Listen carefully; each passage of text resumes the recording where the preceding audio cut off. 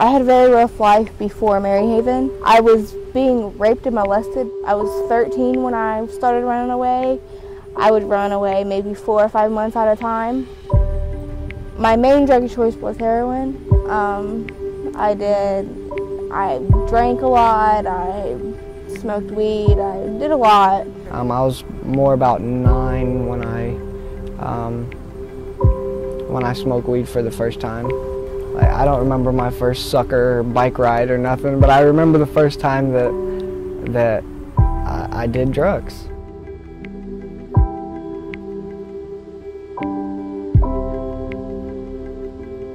When we began services to adolescent inpatients back several decades ago, we concentrated almost exclusively on addiction recovery care.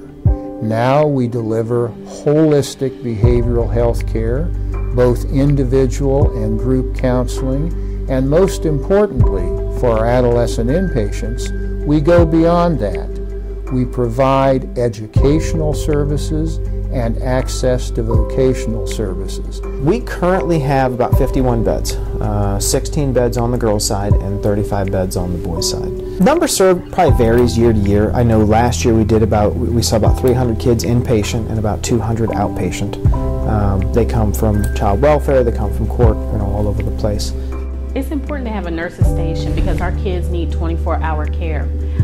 They need dental, they need vision, they just need day-to-day treatment for old wounds, pregnancy, STDs, and so it's important to have a nurse here to address those issues and figure out, is this a treatment service or is this a medical need for them? When they first come in, it's more about fear, but then what we see is the anger, and I believe although they may be harder to chisel, it's more of just more of a success. We just want to reach the families of the adolescent. We feel like if we use that holistic approach where we are going into their schools, trying to get their parents to put themselves in the kids' shoes and help them develop a deeper connection of the pains and the hurt and the stuff that the family has experienced, we find that it is much more impactful. Behavioral health involves not only the patient, but also his or her whole family. So if we don't treat the whole family, we're not going to make much progress. Dealing with my mom, me and stuff, we was always arguing all the time, and like I wasn't doing what I was supposed to do in school. Stuff I wanted to do, like I didn't have a regular teenage life.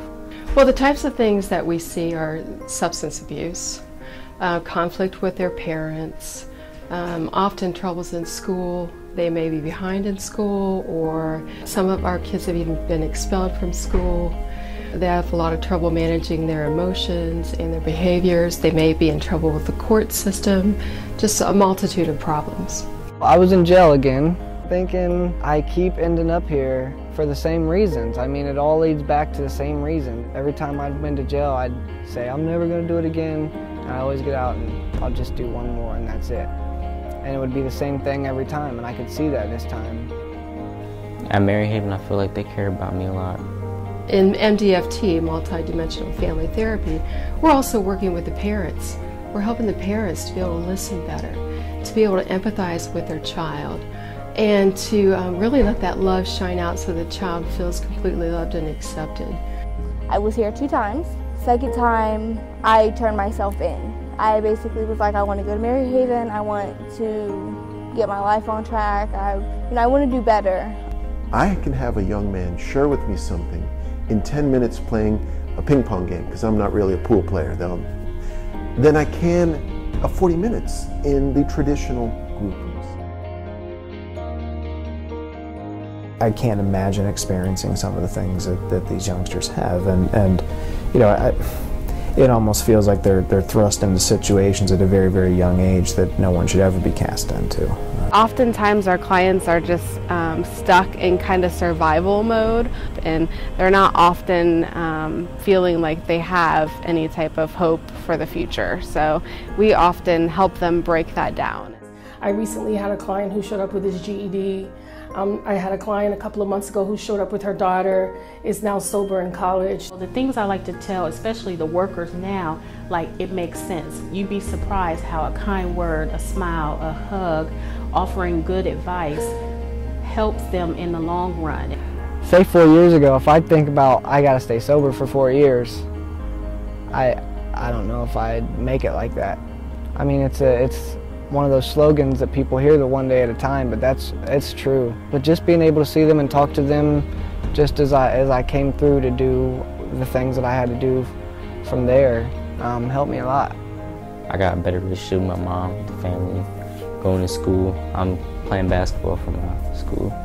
I've seen parents where they have been emotional at the change that's in the relationship, that they really are actually overjoyed that they can sit and listen to their child and have a truly meaningful conversation with their child.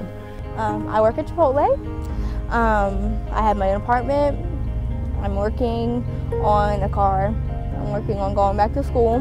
What I relish about coming to work every day is that I get an opportunity to be part of that community support. It doesn't end with us. We are a place where clients get to come, they get to stabilize. I know that the solution is bigger, but it's nice to be part of.